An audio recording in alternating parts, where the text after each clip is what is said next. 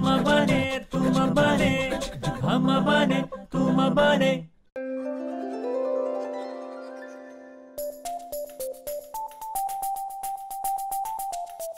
Respected Patkar sir, will your eyes open when someone lose their life? Did we vote for this? Hashtag support Reha. Makarand उठ लवकर.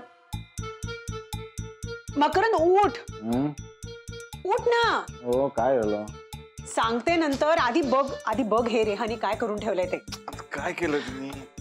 पण देत नाही यार तू काय. हे बघ काय हे बघ ना फ्रेंड बुक. तो आपला सोसायटीच्या बाहेरचा फुटपाथ आहे बघ. अरे हा तो अर्धवट झालेला काम नाही मस्त काढलाय ना क्लिक. तू पोस्ट वाच ना आधी. हो त्या अर्धवट बांधकाम केलेल्या फुटपाथ साठी तिने त्या पॉलिटिशियनचं अगदी क्लिअर नाव घेऊन डायरेक्ट प्रश्न केलाय ते ना. अरे हो मग काय मकरंद तुला लक्षात येत आहे का या सगळ्याचा त्याला राग आला म्हणजे काय? अक्षता प्लीज तू पॅनिक होऊ नकोस ना यार. अगं त्याला कुठे वेळ आहे हे सगळे पोस्ट वगैरे बघायला. त्याच्या डोक्यावर 100 कामं असतील. तो काही पोस्ट वगैरे बघणार नाही. सोड. मकरंद तू कसं काय हे सगळं असं एवढ्या लाईटली घेऊ शकतोस. ही फक्त पोस्ट नाहीये. हॅशटॅग सपोर्ट रेहा असं लिहून तिने एक मोठं कॅम्पेन राबवायला घेतलंय. तिनं मला तुला सगळ्यांना तर टॅग केलंच आहे प्लस अजूनही कितीतरी जणांना टॅग केलंय. त्या पाटकरनी जरी ही पोस्ट नाही वाचली तरी कोणी ना कोणीतरी वाचेल आणि खालेलच ना त्याच्या कानावर हे सगळं. असं काही होत नाही. तू ना उगाच बाऊ करतेस आणि झालंय समजा तरी ठीक आहे ना. आपल्या सोसायटीची मस्त चर्चा रंगेल. मकरंद इनफ. मुळात तिला गरजच काय हे सगळं करायची. अभ्यास नाहीये का करायला. कशाला हे सगळं करायचं. उद्या मला सांग त्या पाटकरला जर राग आला या गोष्टीचा तर आपल्याला जमणार आहे त्याच्याशी वाद घालायला. हा मग आता तू तिला फैल्यावर घेतोयस का मी घेऊ. हर्षदा मुळात तिला कळायलाच हवं की आपलं वय काय आहे. आपण कोणाबद्दल बोलतोय काय बोलतोय. आणि सगळ्यात महत्वाचं का बोलतोय. हा पण ही अशी पोस्ट टाकावी हे असं सुचलं कसं तुला. सुचायचं काय त्यात. रोज येता जाता वाटेत लागतोच तो फुटपाथ.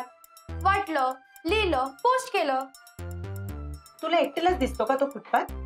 सोसायटीतले बाकीही लोक यायचा करतात ना तिथून. मी सुद्धा. हे बघ बाकीच्यांचं मला माहित नाही पण मला असं वाटलं ह्यावर कोणीतरी बोललाच पाहिजे म्हणून मी बोलले. अरे हा जस्ट तुला आपलं वाटलं म्हणून तू असं कोणाही बद्दल नाही बोलू शकत. त्यापेक्षा अभ्यास कर ना तू. बोलू शकते आणि हे अभ्यास करतानाच कळलंय मला. डेमोक्रेसीमध्ये प्रत्येक माणसाचा आपला से असलाच पाहिजे. अरे हा माझ्याशी वाद घालू नकोस. आत्ताच्या आत्ता ही जी काही पोस्ट आहे ती डिलीट कर. तुझ्यामुळे मला घरामध्ये नवीन वाद नकोय कळलं. आणि या पोस्टमुळे कुठलाही नवीन इश्यू झालेला मला चालणार नाही कळलं. काय कडक पोस्ट टाकलीस तू रेहा. आता मज्जा येणार आहे. तुलिका मजा काय येणार आहे. तू उगाच तिला हवा देऊ नको. वहिनी तू कशाला एवढा लोड घेते. तुला वाटतंय तेवढा काही इश्यू नाही होणार. अगं पण मग तो पाटकर काय हार तोरी घेऊन सत्कार करणार आहे का आपला. चावऱ्यात असलं काही करणार नाही म्हणा. पण वहिनी तिने विचारलेला प्रश्न जेन्युइन आहे. आपण खरंच यासाठी मत दिलं होतं का त्याला. अगं पण ही गेली होती का वोटिंग करायला. मग ही का जाब विचारते. वोट करूनही ज्या लोकांनी जाब विचारला पाहिजे ते विचारत नाहीयेत ना. रेहा उलट उत्तर देऊ नकोस. तुम्ही जरा शांत व्हा ना. वहिनी शांत हो. हे बघ तो पॉलिटिशियन पाटकर त्याला जर का मनातून खरंच त्या फुटपाथचं काम करायचं नसेल तर तो या पोस्टवर रिॲक्टच होणार नाही. हा पहिला मुद्दा. त्याला मनापासून काम करायचं असेल पण सिस्टीम मधले काही लोक त्याला दाद देत नसतील सपोर्ट देत नसतील तर नक्की टेक्निकल प्रॉब्लेम काय आहे तो समोर येईल. हा दुसरा मुद्दा. आणि आई शाळेतनं जाताना आम्ही फुटपाथवरनं चालण्याऐवजी आम्ही रस्त्यावरनं चालतो. काल तर माझ्या मैत्रिणीला बाईकवाल्यांनी उडवलंच असतं. किती रिस्की आहे माहितीये. पॉइंट आहे, पण पॉलिटिशियन्सची वैर करण्यामध्ये जास्त रिस्क आहे रेहा. आणि तुला जर एवढं सगळं कळायला लागलं ना तर मग आधी अभ्यास कर ना, मोठी हो. तू स्वतः कोणीतरी पॉलिटिशियन वगैरे बन आणि मग सोडव ना हे सगळे जे काही प्रॉब्लेम्स आहेत ते. तोपर्यंत तुला ह्या सगळ्या उठाठेवी करायची काहीही गरज नाहीये, कळलं? जगात काय बरोबर आहे आणि काय चूक आहे हे सगळं ठरवायचं तुझं वय नाहीये आता. तुझं वय अभ्यास करायचं आहे आणि तेच तू करायला हवंस. आणि तेच कर आणि तेवढंच कर, कळलं? रेहा अरे दादा पेपरात काय स्पेशल आहे? नेहमीच. नेहमीच आहे ना. मग ते सोड आणि घरात काय चाललंय ते बघ ना बाबा जरा. ती तू का असं हर्षदाच्या टोन मध्ये बोलतोयस? हा, अरे रेहानी काय केलं बघितलंस ना? अरे डायरेक्ट पॉलिटिशियन वरती बॉम्ब टाकलाय पठ्ठीनी. माहिती आहे मला, बघितलंय मी हर्षदाला काय म्हटलं, कोणी याची इतकी दखल वगैरे घेत नाही. आणि रेहाला सुद्धा आपण काहीतरी बोललो, त्याचं समाधान मिळेल. जाऊ दे ना, सोड. दखल घेत नाही? अरे त्या पॉलिटिशियनचा जो राईट हँड आहे ना सागर, तो मला भेटला होता. थोडीशी विचारपूस केल्यानंतर मला म्हणाला की काय साहेब आपल्या वॉर्डसाठी एवढं मर मरतात आणि एखादं काम राहिलं तर लगेच तुम्ही काय फोटो काढणार आणि पाठवणार का सगळीकडे, याला काय अर्थ आहे वगैरे. मला ना आधी काही कळलंच नाही कशाबद्दल बोलतोय हा. नंतर त्यांनी मला ही पोस्ट दाखवली. बापरे. आणि आपल्या शब्दाखातर ना आपली बरीचशी कामं करून देतो रे तो. माझं काय म्हणणं, उगाच कशाला त्याच्याशी वाकड्यात शिरा, नाही का? आता म्हणजे रेहाला सांग ती पोस्ट डिलीट कर म्हणावं, उगीच कशाला. हे बघ, ह्या सोशल मीडियाचं ना काही खरं नाही रे दादा. राईचा पर्वत होतो व्हायरलच्या नावाखाली. आणि तो सागर आज मला बोलला ठीक आहे, उद्या समजा आपल्या रेहाला त्यांनी हटकलं तर मला सांग काही करू शकणार का आपण? बरोबर आहे तुझं, मी बोलतो रेहाशी. हा.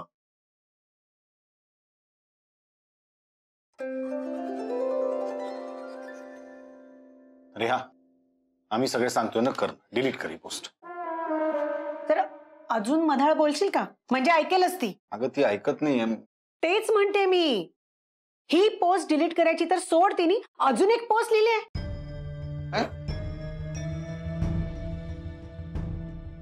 आणि त्यात लिहिलंय की पाटकर सर निदान उत्तर देण्यापुरतं तरी वेळ काढा. आणि परत #सपोर्ट रेहा आहेच. मला नाही आलं नोटिफिकेशन. अरे कारण यावेळेला तिने आपल्याला टॅगच नाही केलं. तुम्हाला त्रास होतो ना म्हणून टॅग नाही केलंय मी. रेहा, कळते ना तुला आम्हाला त्रास होतो. हा, मग कर ना डिलीट पोस्ट. नाही, आधी मला सांगा माझी चूक काय आहे आणि जर मला पटलं तरच मी पोस्ट डिलीट करणार. हे बघ रेहा, तुझं काहीच चुकलेलं नाहीये, पण हे सगळं करायचं तुझं वय नाहीये आता. सगळ्यांची कामं ठरलेली असतात रेहा. विद्यार्थ्यांनी अभ्यास करावा आणि कामं करणाऱ्यांनी त्यांची कामं करावीत. करेक्ट. या अशा कामासाठीच आपण त्यांना अपॉइंट करतो आणि त्यांना दिलेली कामं त्यांनी पूर्ण करायला नको का? जसं तू मला माझी रिस्पॉन्सिबिलिटी अभ्यास करणं आहे म्हणून तू मला ओरडते, तर त्यांनाही कोणी बोलायला नको का?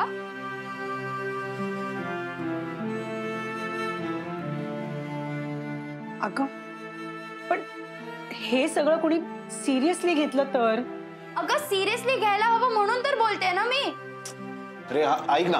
अरे अरे रेहा, अरे तुम्ही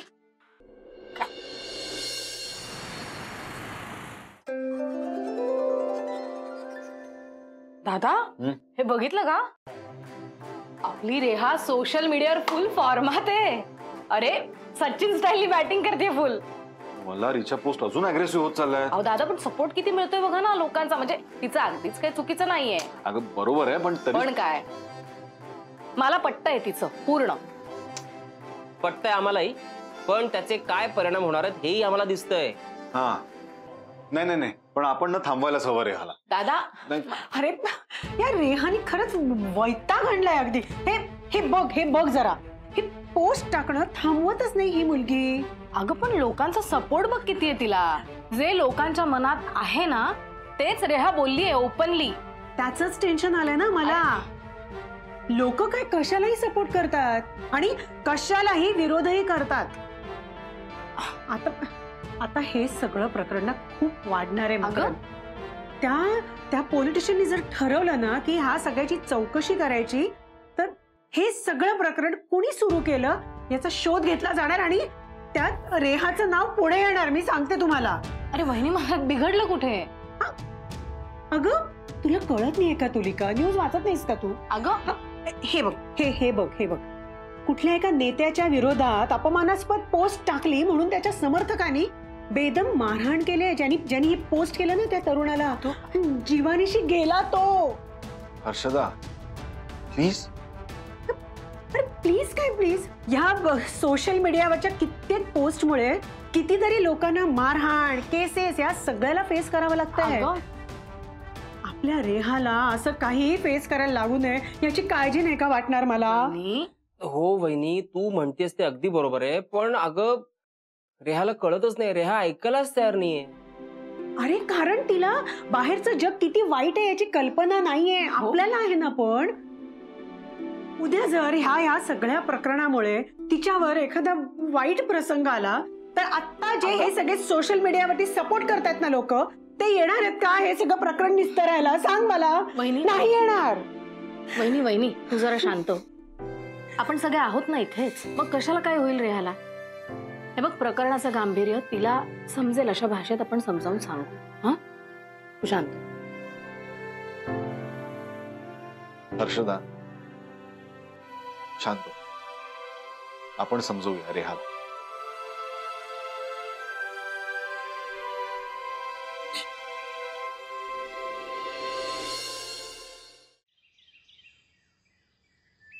रेहा इकडे ये.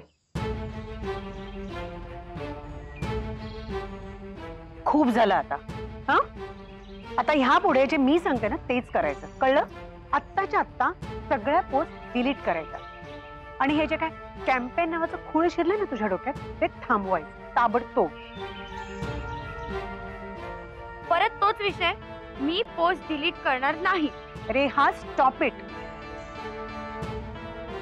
जगाला अक्कल शिकवण्याआधी आपल्या आई वडिलांचं ऐकायला पाहिजे. एवढं साधं कळत नाही ना तुला? हा, आत्ताच्या आत्ता डिलीट कर सगळ्या पोस्ट. नाही आता माझ्याशी गाठ आहे तुझी, सांगून ठेवते तुला. आधी डिलीट कर त्या पोस्ट, आणि तू जर डिलीट केल्या नाहीस ना त्या पोस्ट तर मी करेन काहीही करून. हा Reha, congratulations. I am proud of you.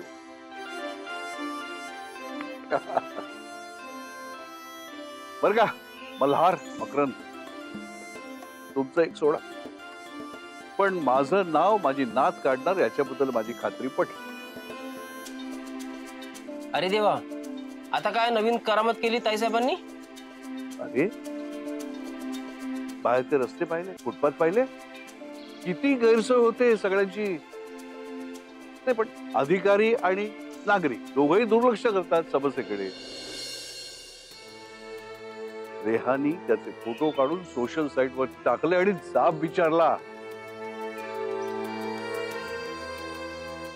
एक प्रकारे हा आदर्शच घालून दिला रेहानी. आणि त्या पाटकरनी झाला ना वाद? वाद नाही करत. त्यांनी दखल घेतली या पोस्टची. त्यांनी डायरेक्ट पेन्सिलला फोन केला आणि समजावून सांगितलं की या कामाला दिरंगाई का होते आणि लवकरात लवकर ते पूर्ण करण्याचं आश्वासनही दिलं. सो रेहा, तुझ्यामुळे ही समस्या लवकरात लवकर दूर होणार आहे. हे मला नाही, यांना सांगा. कमाल आहे. मी एवढं कौतुक केलं हिचं, ते अशी चिडून रागावून गेली ना. अहो, तुमच्यावर रागवलेली नाही आहे ती, हर्षदावर रागवली. का? ज्या पोस्ट तुम्ही कौतुक करताय ना ती पोस्ट डिलीट करायला सांगते. कारण आपण या पोस्टमुळे जर त्या पॉलिटिशियनचा इगो दुखावला असता तर हे सगळं प्रकरण किती महाग पडलं असतं आपल्याला. म्हणून मी तिला म्हटलं की तू ह्या भलत्यासारख्या उठाठेवी करू नकोस, अभ्यासावर लक्ष केंद्रित कर. काय चुकलं माझं अप्पा? नाही, तुझी भीती रास्त आहे, पण तरी सुद्धा आपण सगळ्यांनी एक गोष्ट लक्षात घेतली पाहिजे की रेहा आता मोठी होती. या वयामध्ये तिचा आता स्वतःची अशी एक वैचारिक बैठक तयार होती. आता ती स्वतःची मतं बनवेल, ती मांडेल लोकांच्या पुढे. तिला न पटणाऱ्या गोष्टींचा ती विरोध करेल आणि पटणाऱ्या गोष्टींचा ती आदर करेल, त्याचं समर्थन करेल. आपण सगळ्यांनी एक गोष्ट लक्षात घेतली पाहिजे की तिच्या या मताचा आपण आदर केला पाहिजे. इनफॅक्ट तिच्यामध्ये हा जो बदल होतोय त्याचं आपण स्वागत केलं पाहिजे, नाही का?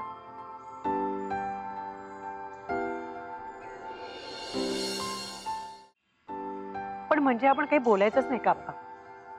नाही, असं नाही.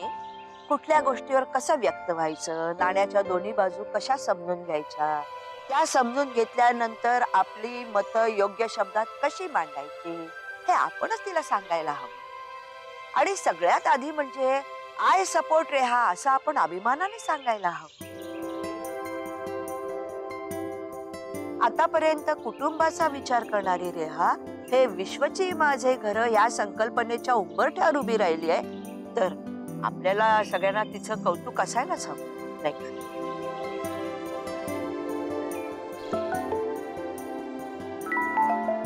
आता काय नवीन? मला पण रेहाची नवीन पोस्ट. हो,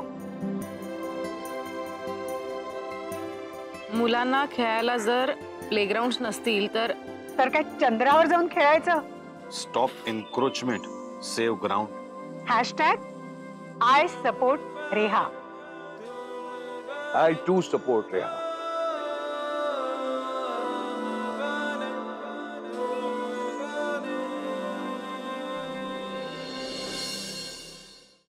नमस्कार.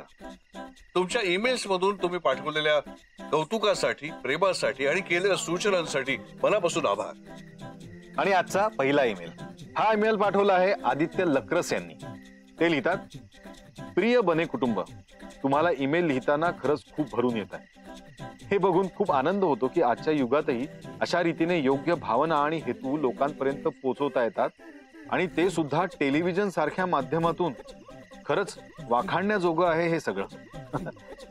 मी एका नामांकित कंपनीमध्ये ह्युमन रिसोर्स डिपार्टमेंटला काम करतो. तुमच्या कुटुंबातल्या गमती जमतींमधून मिळालेले धडे मला माझ्या कामात सुद्धा इतकी मदत करतात आणि इतकी पॉझिटिव्हिटी देतात की माझ्याकडे कंप्लेंट्स घेऊन येणाऱ्या आमच्या कंपनीतले एम्प्लॉईज अत्यंत आनंदी आणि पॉझिटिव्ह होऊन माझ्या केबिन मधून बाहेर पडतात. खूप खूप धन्यवाद. तुमचं प्रेम असंच आमच्यापर्यंत नेहमी पोहोचत राहावं हीच प्रार्थना. तुमचा प्रेक्षक आदित्य लक्रस. वा वा वा वा वा. ते आमच्या जगण्यातले अनुभव तुमच्या जगण्याला आनंदी करतानाच पॉझिटिव्ह ऊर्जेने भरून टाकतात. हे वाचून खूप छान वाटलं. खरंच, कारण कुठल्याही कठीण परिस्थितीतून बाहेर पडण्यासाठी किंवा दुःखातही आनंद शोधण्यासाठी लागते ती मनात जपून ठेवलेली सकारात्मक ऊर्जा. आणि आनंदी जगण्यासाठी मनामध्ये ही ऊर्जा साठवणं म्हणजेच खरं अध्यात्म. अध्यात्म? आप्पा, तुम्ही अध्यात्माबद्दल बोलताय? काय संन्यास वगैरे घेण्याचा विचार आहे की काय? आता एवढा सगळा माझा संसार झाल्यानंतर मग अरे घपरे, अरे पुढच्या ईमेल मध्ये अध्यात्माचा उल्लेख आहे म्हणून ते जरा आपसूक असं मनात जोडलं गेलं. ओ, पुढचा ईमेल पाठवलाय ठाण्याहून मुकुंद पाठक यांनी. मी मुख्याध्यापक म्हणून निवृत्त झालेले एक शिक्षक आहे. ठाणे महानगरपालिकेत गटप्रमुख म्हणून सुद्धा जनसेवा केली आहे. सध्या सेवानिवृत्त असून रोज तुमची मालिका पाहतो. जगण्याशी अध्यात्माची सांगड घातली की आयुष्य आनंदी होतं हा माझा विश्वास आहे.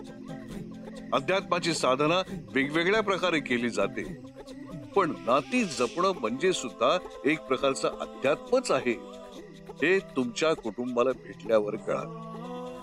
नाती जपताना, येणारे प्रश्न सोडवताना, एकमेकांना समजून घेताना, लहानांना घडवताना आणि मोठ्यांना जपताना सुधा आणि अप्पा ज्या प्रकारे संयमित आणि प्रगल्भ विचार मांडतात ते ऐकताना एखाद्या कठीण अभंगाचं सोप्या शब्दातलं रसाळ निरूपण ऐकत असल्याचा आभास होतो आणि आपसुकच मनात नात्यांविषयी जगण्याविषयी प्रचंड उत्साह आणि प्रेम दाटून येत. तुमचं कुटुंब हसत खेळत प्रेमाने विणलेली नाती उलगडून दाखवतं. जगण्यावर पुन्हा एक वार प्रेम करायला शिकवतं. तुम्ही भेटल्यावर मला नेहमी जाणवतं की नाती जपताना मिळालेला आनंद हा आध्यात्मिक आनंद एवढाच मनाला समाधान आणि जगण्याविषयी सकारात्मकता देऊन जातो. अध्यात्माला क्लिष्ट आणि कठीण समजणाऱ्या सामान्य माणसांना तुमच्या या आगळ्या वेगळ्या कुटुंबानी अध्यात्माच्या जवळचा आनंद देऊन केलाय आणि तुमचं कुटुंब सर्वांसाठी आध्यात्मिक आनंद एवढाच निर्मळ आनंदाचा स्रोत आहे.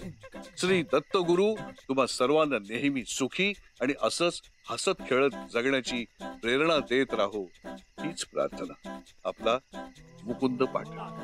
वा, जे हसत खेळत एकमेकांवर जीव लावणाऱ्या आम्हा बने कुटुंबाला तुम्ही आध्यात्मिक आनंदाचा स्रोत म्हटल्यामुळे आमची जबाबदारी आणि मनोबल दोन्ही वाढवलंय. त्याबद्दल पाठक सर तुमचे खूप खूप आभार.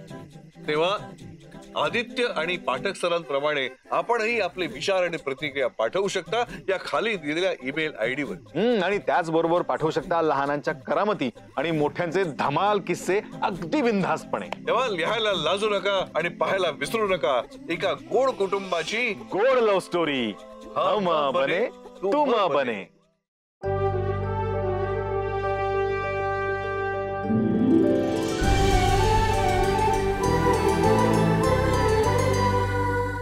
अधिक माहितीसाठी सोनी लिव्ह ॲप डाउनलोड करा.